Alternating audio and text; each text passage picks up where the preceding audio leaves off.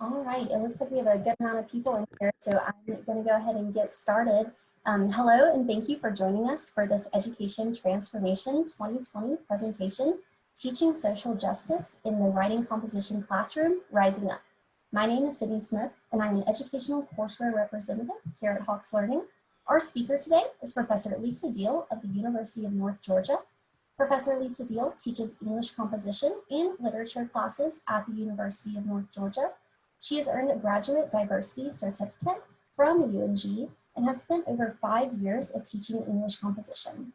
Ms. Diehl is currently working on her dissertation studying the embedded tutoring program she created and implemented, which places writing center tutors in English composition classrooms to assist first-year students with their writing skills. Ms. Diehl has also served as chairperson of the permanent section Teaching Writing in College for the Midwest Modern Language Association Conference for 2018 to 2019, and as a chairperson for the Southeastern Modern Language Association's Teaching Writing in College Forum in 2018 through 2020. In 2018, Mrs. Diehl was awarded the Governor's Teaching Fellows Program, and in 2019, she received the Excellence in Teaching Award by the administration at the University of North Georgia. She is an internationally published poet with over 10 poetry publications exhibiting her work. We are so excited that Professor Diehl is here to share her experience and insight with us today. We do have a large audience, and we'll do our best to get to as many questions as possible. Taylor Ireland of Hawks, an educational courseware representative, is also joining us in the background of the webinar today. She is here to help answer questions throughout the webinar, so please enter those into the Q&A as we go, and she will write back to you. If you have any questions for Professor Diehl, we'll save those for the end of the presentation. On that note, I will hand it over to our presenter. The floor is yours, Professor Diehl. Well, hello, everybody. I'm happy to be able to share the social justice in the composition classroom that I have put together. My email on the first screen is lisa.diehl@ung.edu. If you decide, once I go through and show you what I've done for my courses and you want some of that information, I am more than happy to share. So this just introduces you. What I'm going to cover today are two classes. I teach composition. It's a core class. And over the past 3 years, I created and implemented an 1102 social justice themed composition course. And then last summer, I decided to use my 1101 course as kind of a gateway into the 1102. And I based it on the Jim Crow text, the new Jim Crow. And this presentation is going to provide details and examples of each of the courses. I have selected specific examples with student responses so that you can see how the students responded and you can pretty much evaluate what they're learning. Not all assignments or activities are included, and these courses are fluid and changing. I'm one of those people that changes and implements and updates all the time. So the first course that I'm going to show you very quickly is the 1101 course. That's the 1101 composition. And these are the texts that I require. The new Jim Crow, mass incarceration. And I also use the little Seagull handbook because I do a lot with working with the students at the beginning of the class with their grammar skills. And you can see that the online materials, I provide a lot of online materials, reading materials for the students because I try to keep the cost of the text down. These are my course objectives, and I always go over these with my students. I always make sure that they have a good understanding of what they're going to be expected to do. And I also make sure that I emphasize critical thinking and creativity with them, and that I am participating as a fellow learner with my students. I find that that really opens up the students, and they don't feel so much like they're being told how to think. And as you see, as we go through these, hopefully you'll see that. These are my course grading requirements. A lot of my colleagues have almost 100% of the class in the essay area. I don't do that. I put a lot of emphasis on quizzes, reflections, and online discussions. Because if students are weak in the essay area and they're good in other areas, to me, I want to give them some opportunity to be able to express themselves in different ways. This is how the class is organized. I always have, and I use the chapters of the text as unit. The first unit, I go over the academic writing requirements, things like that. But each unit usually has online discussions, online reflection, some journal responses, readings, and then an essay in some of the courses. The essential questions for this 1101 class are, what do I need to participate in an open, honest conversation? And I talk about these with my students.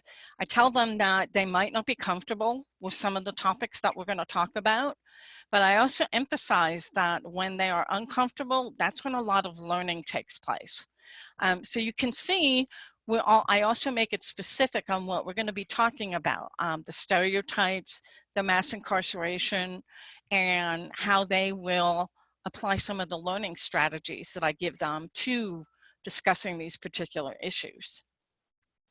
One of the first activities I have them do is this Emerson and Thoreau. And this is important because I want them to understand that right up front, that I'm not trying to take away their heritage or their colloquial language or any of that. So we talk a little bit about language. I also bring in language about racism and things like that. So I'm making that connection. And this has turned out to be a very good activity. The other activity that I've chosen to show you is I show my students right up front the danger of a single story. I give them the video to watch, and I also give them the script. And I use this in teaching my students about summarizing. I give them a brief summarizing lesson, and then I ask them to write a three paragraph summary of the particular story so that they know what they're supposed to be emphasizing. And I'm pretty specific, minimum of 3 paragraphs, their ideas, that type of thing. And especially in summaries, I always emphasize that I'm really more interested in their ideas, thoughts, and perspectives, and always grade higher than those. These are some of the responses that I wanted to share, and I'll be very brief, but this really shows that they're starting to think about what does a single story mean.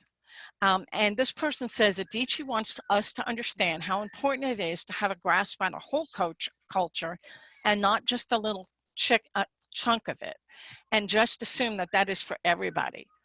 Single-sided stories can be very dangerous. And I'm like, wonderful, this person got it.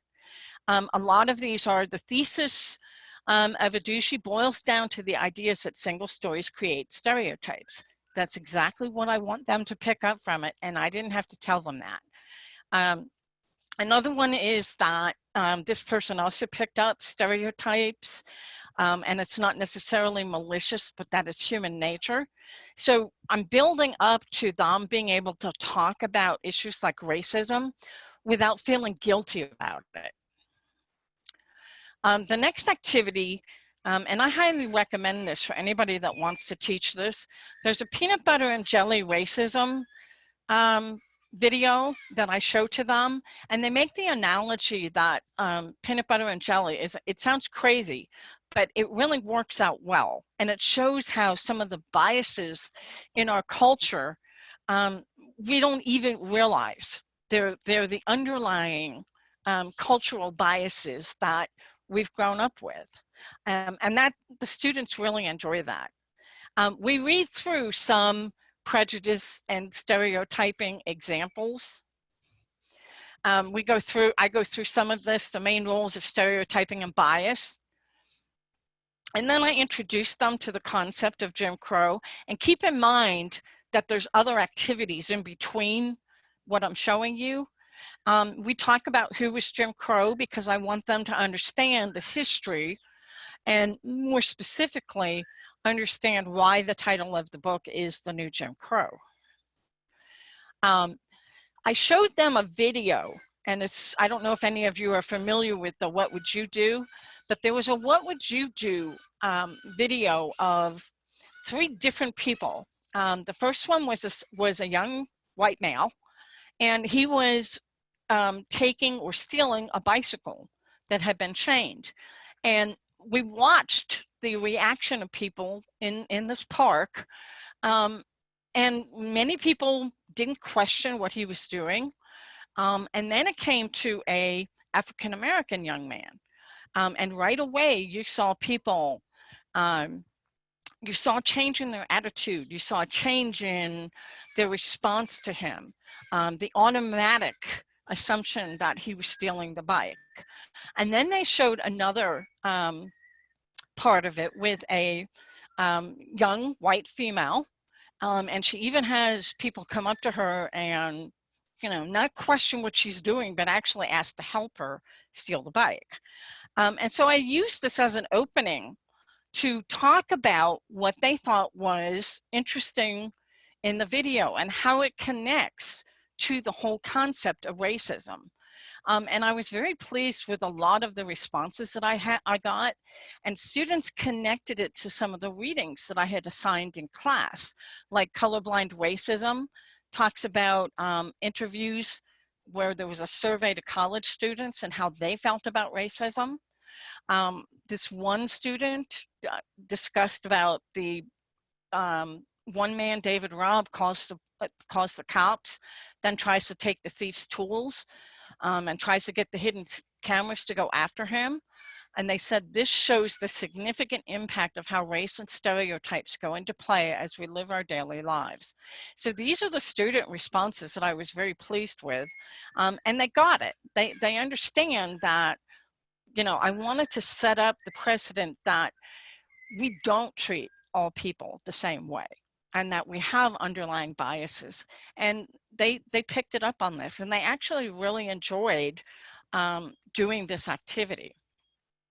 The other activity I had them do that they also really liked was I had them analyze a speech of MLK's, and I was teaching rhetorical analysis and how you can build a good persuasive argument.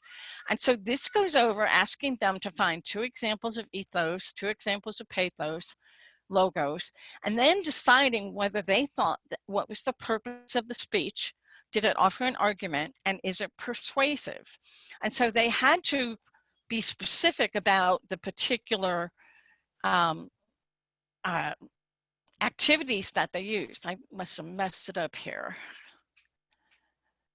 Okay, oh, here it is.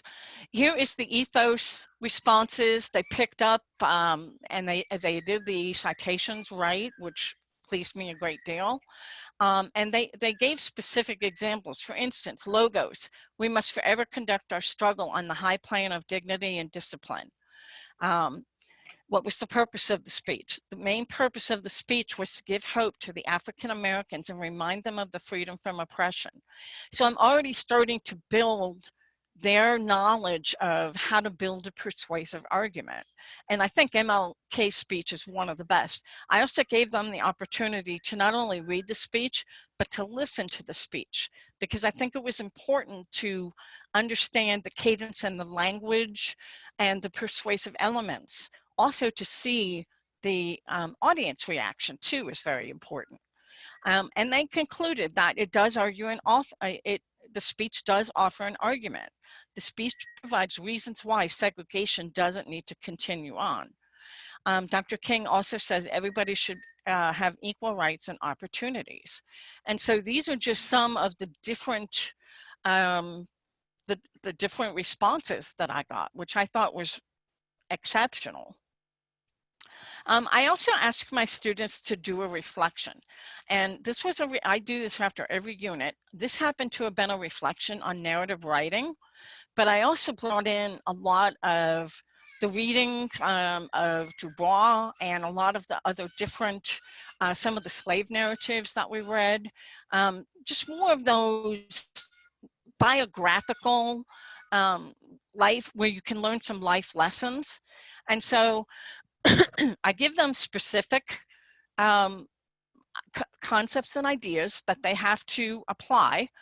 And I give them some, I detail how to write a reflection, but I also leave a lot of it up to them on telling me what they've learned. And so you can see some of the responses are here. I like this because they say the ultimate message of a narrative is trying to express. It can be either explicit or implicit. Throughout the entire paper, the writer's story should be connecting back to their theme. This student made a reference to the racism that we've been talking about. Although I'm aware that racism still exists, I did not consider the basics in racism. I did not realize that racism got its roots during slavery in colonial United States. I also did not realize that race is not biological. In a PBS web stage, there's an explanation of why race is not biological.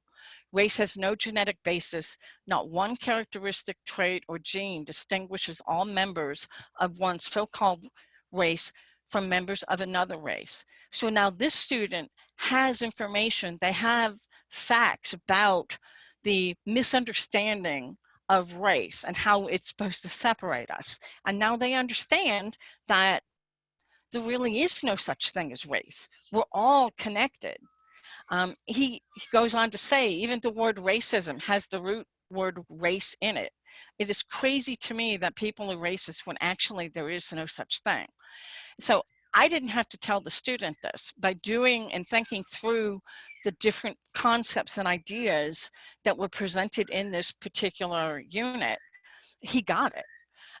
This student wrote about peer editing because I also do a lot of peer editing.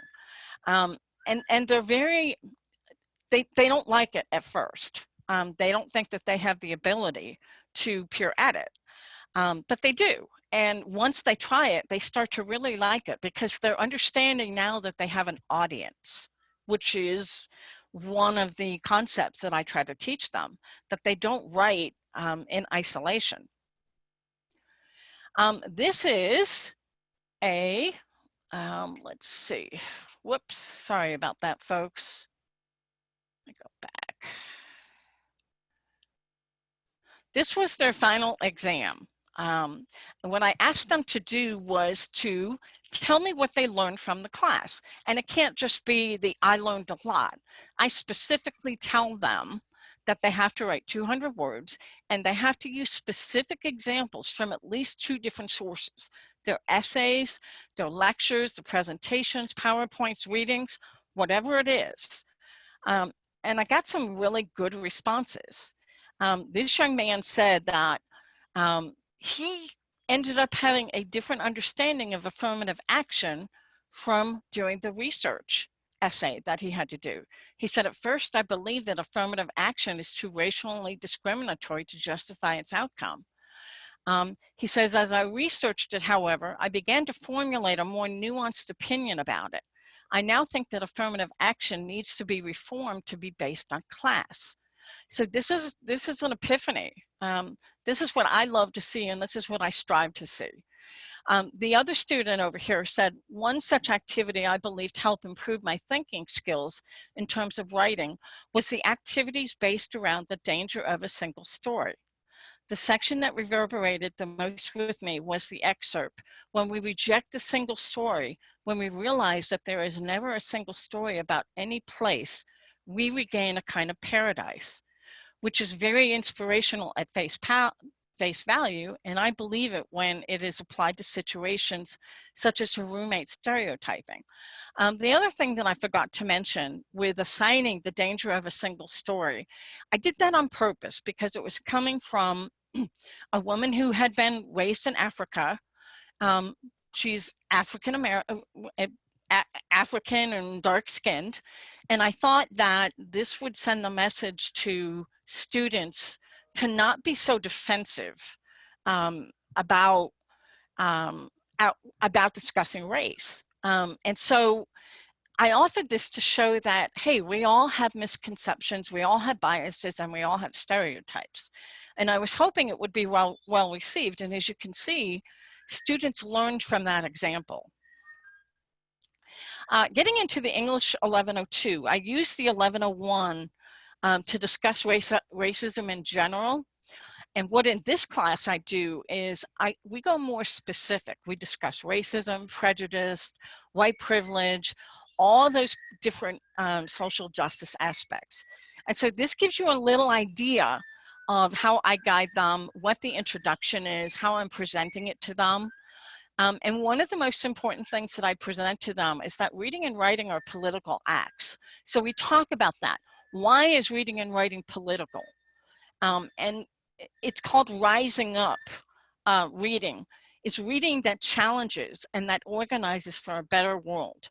Rising up is a metaphor for students imagining a different kind of society. And so that's how I approach the course. And then I go over some of the how to be successful in this class. I encourage them and tell them they're not being mini-me's, because I'm not giving them the answers to anything. They have to read and figure out and ponder many of the questions themselves. The way that I start this class out is we go over the 10 principles of social justice discussion. It gives 10 different blurbs about what social justice is, and I make the students come up with their own definition of social justice based on these 10 principles. And then they have to explain why they chose one or two principles over other principles. There's principles like human dignity, rights and responsibilities, priority for the poor and vulnerable, and promotion of peace.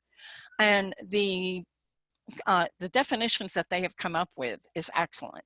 One student said the idea of treating everyone fairly and presenting the same opportunities across the board, no matter a person's gender, race, or sexual orientation. We believe human dignity, treating people with respect, is the foundation for social justice. It sets the standard for how to interact with people. And so I allow students to group up with one or two other people, and they come up with their own definitions, and they present them, and they discuss the reasoning behind it. And then they get a writing assignment about why did you choose those particular principles over others. And some of the, these are some of the responses. And they talk about community and the common good describes all people by their human nature, and that human relationships help people meet the wants and needs and help them progress in life and change for the better. People need to seek strengthening relationships with people of all kinds to help the well-being of everyone. And they talk about human dignity. Another student emphasized social justice also concentrates on the protection and aid of the poorer and more vulnerable in society. The promotion of the minimum of basic human rights and decently is strongly advocated for the needy. So this is different than what students are used to, because I'm not giving them definitions. They're reading and making their own definitions up from these 10 principles. Then we proceed. We have, and I don't know if any of you are from Georgia, but we have a civil rights activist who was here in Georgia back in the 1940s. She was called Lillian Smith, and I was very lucky to be chosen to go up there and spend 2 weeks to work on my 1101. But she had a girls' school back in the 1940s, and Piedmont College is in charge of the land where her camp was, but it's all set up with all her work. And she was very much a social justice advocate back in the time when that was not popular at all. And she also was gay. She had a long-term relationship with her partner. And so students are able to see that there's somebody here locally in Georgia who was fighting for social justice way back, that this just isn't something new. And a lot of the students in my class are don't want to be judged because they were born and raised in Georgia. They're very conscious of people's association with the South and automatically assuming that everybody from the South is racist. And so for them to be able to explore and read some of what she's written and have Dr. Tooch come and talk to the class about her and explain who she was really interesting for them. And I made them come up with discussion questions after reading about her and reading about her life that they could ask the director. And it went very well. It was very well received. This was a activity that my students absolutely loved. I call this Race and Racism, a visual analysis.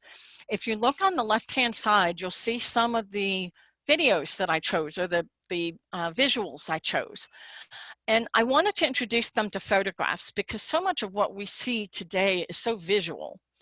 And I wanted them to understand that visual pictures and paintings and things like that, that's also a form of communication. So I approached this by saying photos are an excellent way to capture the spirit of an event or idea. However, learning how to interpret photographs can be challenging. Photographs, graphics, visuals, and pictures surround us. Often, these visual messages can be used to manipulate viewers to think about certain topics and ideas based on the view of the person or institution sending the message. Choose at least one of the photographs, copy and paste it into your discussion response. And then I'm asking them to respond to particular questions about the particular photographs. The first thing I want them to do is, how do you think a person who is either from the culture, gender, or ethnic background of the person or persons in the photograph would respond to it, and why? How has examining this photograph helped you to understand race or racism more thoroughly? And then I asked them to post their photograph with their specific and detailed response to the questions about their choice. And then, of course, they have to respond to 2 students. These are some of the responses.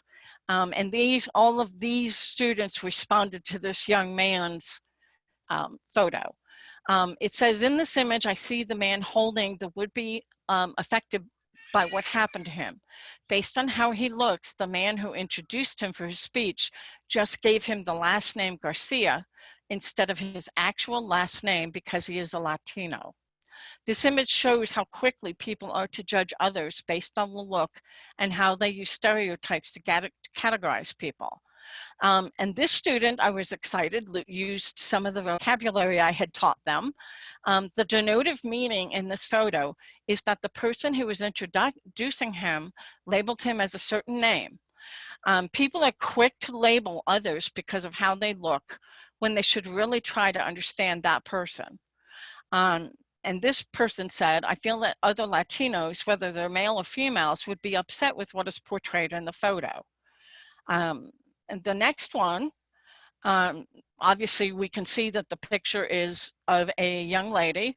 And one of the comments that she's gotten is, you're really pretty for a dark-skinned girl. And several students commented about this as well. She said that this shows that some people genuinely believe that a darker skinned person is less beautiful. If beautiful at all is compared to those of a different skin color. There is a difference in preference and racism. The denotative meaning of the photo is that this person believes that dark-skinned people aren't as beautiful, so forth and so on. So they're really making connections and learning and critically thinking at the same time. This one also was one about this young lady described that a man was showing her or asked her how to tell him the definition of a Japanese character on his phone. And here again, it says an Asian girl is holding a sign describing a racial situation that occurred involving herself. Someone showed her a Japanese character on his phone and assumed that since she is Asian, she knows what it says. And this student connected this to one of the readings that we did, which was the myth of the Latin woman. I just met a girl named Maria, and how she was subject to stereotypes and assumptions when she was serenaded Maria by an Irishman. Some of these, this goes on and on. These were really, really well received. One of the things that I wanted to show you on here I don't know why this is showing up. Am I still, everybody still hearing me? Okay. Okay. So that's about it. I did want to show, and it didn't come through, unfortunately, on this presentation, on the final exam that I did for 1102, students had to write me a letter, a business letter, about what they learned. And it was very insightful. They pointed to how they learned about some of the different elements of stereotyping and biases and racism. So it was very well received. That's about it for me, folks. Do you all have any questions or any input or feedback or? Yes, thank you so much, Professor Diehl. So we did get a good amount of questions coming through the Q&A while you were presenting. So the first one being, are your classes typically racially diverse? In light of the increased awareness of racial and social injustice, would you teach this course differently this fall? Well, I'm teaching it differently this fall because I'm teaching all online. Actually, I did forget to say that the University of North Georgia is in North Georgia, and the makeup of our campus is 80% white, which is one of the reasons why I felt compelled to create these two courses, was because, especially with a higher white population, we have a tendency to think that we know everything about racism and we know everything about bias, and we don't. I took a big challenge in proceeding forward with developing this and teaching this. And yes, I have had complaints from students. I've had to go before the administration, but this was something that I felt was very necessary. Would I teach it differently if the class was more diverse? Probably not, because I think that actually I had a class a few years ago that had some African-American students in it, and we had some of the best conversations. And what I really liked about it was that they got into a conversation about what it was like to be an African American on a college campus. And I just stood back and let them discuss it. And they ended up walking out, these students, these white students ended up walking out, still carrying on the conversation with the African American students. And that's what I want. That's what we need to do in our country. We can't be afraid to have students of any background discuss these issues. So I hope that that answered their question. I think so. Perfect. Well, then we have a few more. So the next one, the attendee mentioned that I loved the single story too, but you mentioned you started with grammar exercises. For my students who are speakers of Black language, the grammar portion of the class is where they feel oppression most keenly. How do you grapple with grading and commenting on academic English, which is really white mainstream English? And then how do you send the message that white English is not right or better than Black language? I do that through the Thoreau and Emerson, where they talk about the language of the streets, and it tends to make students much more comfortable. I have ESOL certification, but I've not had the opportunity to teach students that don't have English as their primary language. What I do with grammar is a little different from what other professors do with grammar. I have the students go through and take a diagnostic test online, and then I have them explore. Have them go back and check the answers, and then they have to submit to me something in writing telling me where their challenges are in grammar and how they think that they can correct it. So I'm not, honestly, I probably shouldn't say this, but I'm not real big on teaching grammar, just teaching verbs and nouns. I want students to see how sentences are structured and some of the language. I'm not real heavy on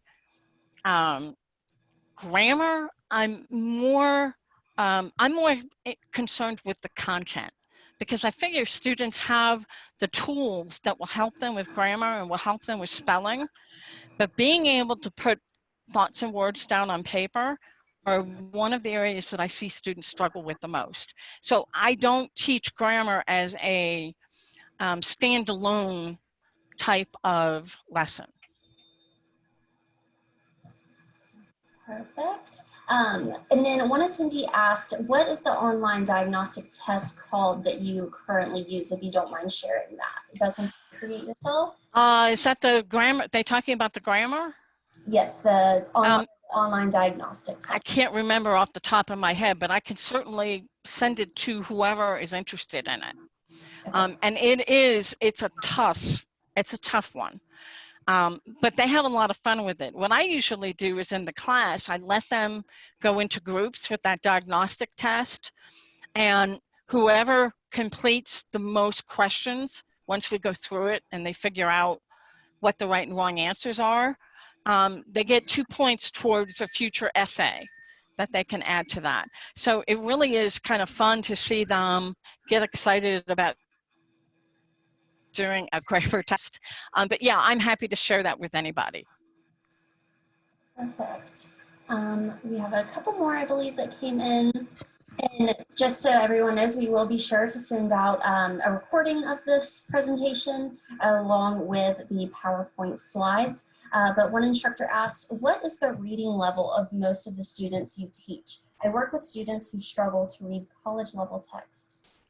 Oh, amen. I deal with students who are coming right out of high school and really have no concept beyond the 5-paragraph essay about what academic writing is about. And so that's why I start out slowly with them and we talk about language. I taught high school English for 2 years, so I know what they're not getting in high school, so I don't blame the students, but they're used to taking standardized tests. And unfortunately, standardized tests doesn't prompt you to think thoroughly about your answers. That's one of my biggest struggles, is getting students to feel comfortable to come up with their own thoughts and ideas and to back up those thoughts and ideas with evidence. So that's what I work on from the very beginning, because I know that students don't have those skills. We're not teaching them to critically think on the high school level anymore. So yes, I'm very much in that situation.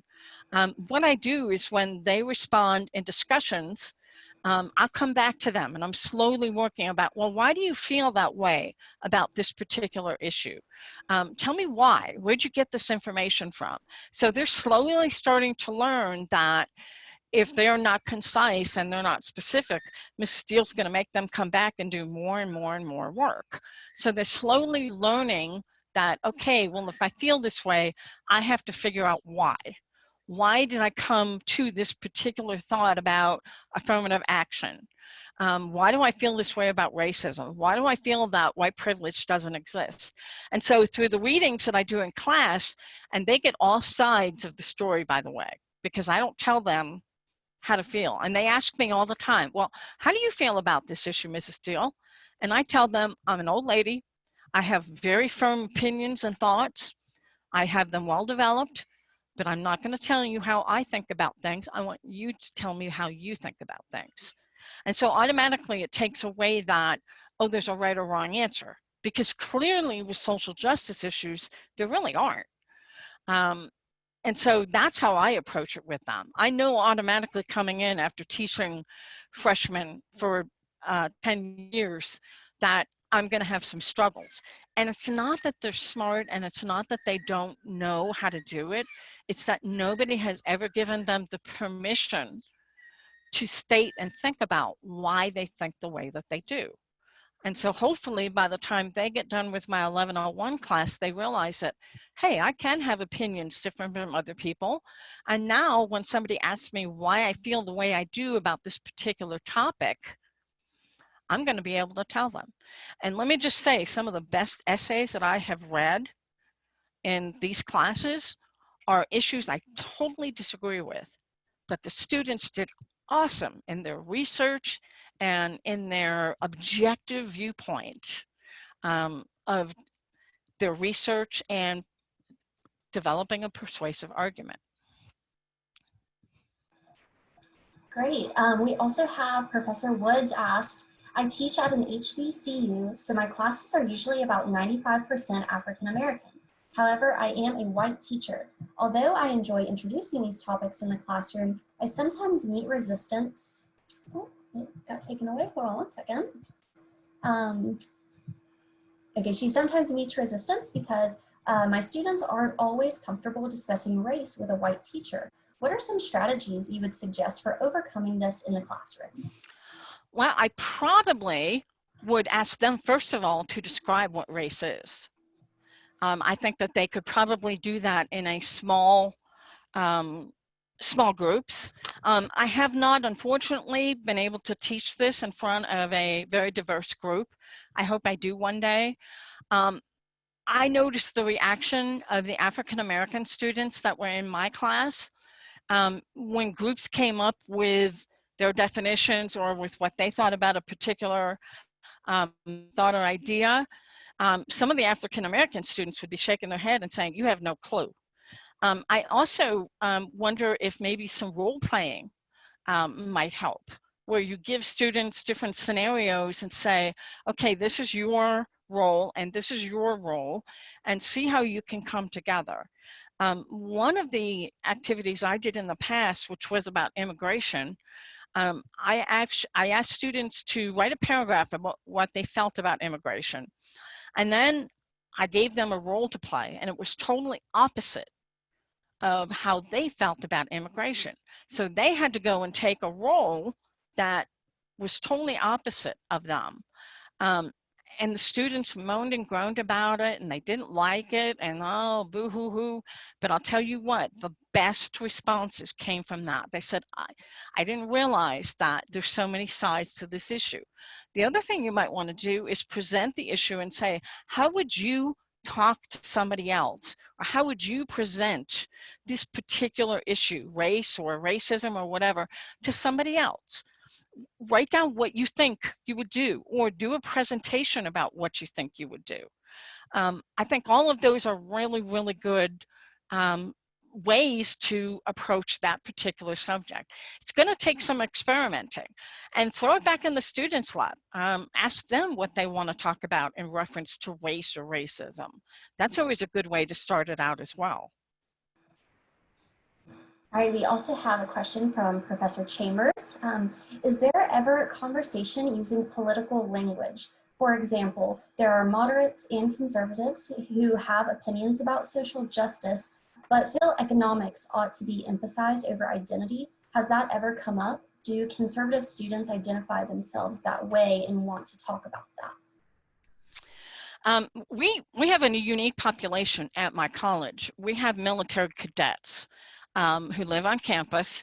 We also have another campus, which is a high commuter campus, which is much more diverse than our Dahlonega campus. We do get into identity. We actually have a GSA, which is they're the gender-based. They talk about, you know, transvestites and things like that. I can't think of the group off the top of my head. We have people that have clubs like that on campus. But a lot of times you can ignore the issues of homosexuality and who they want to love, and you know, Asian Americans and all of that. It's easy in a highly populated white college to ignore that. So we get into different discussions, but I do emphasize to them that personally, I don't think social justice should be a political issue. To me, social justice is a human issue, and I emphasize that throughout. I try to keep as much politics out of it as I can because, as I said, I don't think we should make social justice issues based on politics. It shouldn't be that way at all. And we have a really good discussion about that. Very rarely does political questions come up. Professor Chambers responded and said, thank you, because he teaches military cadets as well. Yep. That's exactly why that came up, and he appreciates your thoughtful answer, human issue beyond either political issue. And then I'm going to take one last question before we send it off today. And this is, will you be doing synchronous or asynchronous pre-recording lessons of yourself, or video, posting a video of you lecturing or explaining, or external video or links that students can come back to at their leisure because of the online distance situation? Yeah, and let me say, I originally taught this as a hybrid. Last semester in the fall and in the spring, I was hybrid, which was that blended learning. We would meet once a week, so we could get into some really good discussions. And then the next class, of course, would be online. This is my first opportunity to do online. We have been asked to do asynchronous teaching because of the something to do with, you know, if everybody gets online and does the actual synchronous, it's going to be wild. What I do every week is I do a through Blackboard Collaborator Zoom. I don't like seeing myself on video, so I try to put my PowerPoints up and everything. But I go through the PowerPoints and the presentations, and then I explain the lessons for the week. One of the best things that I have found is that I am constantly online. I constantly respond to discussions. I challenge them to say, okay, if you think this way, why do you think this way? It's going to be interesting to see how this works online. But right now it's in an asynchronous format. Wonderful. Well, it looks like we're just about out of time. So thank you, Professor Diehl, and thank you for all who are attending today. If you do have any more questions, please direct them to us at marketing@hawkslearning.com. We'll be emailing you a link to view this webinar on demand, and I hope everyone has a great rest of your day. And everyone can contact me too if they'd like. Absolutely. Thank you.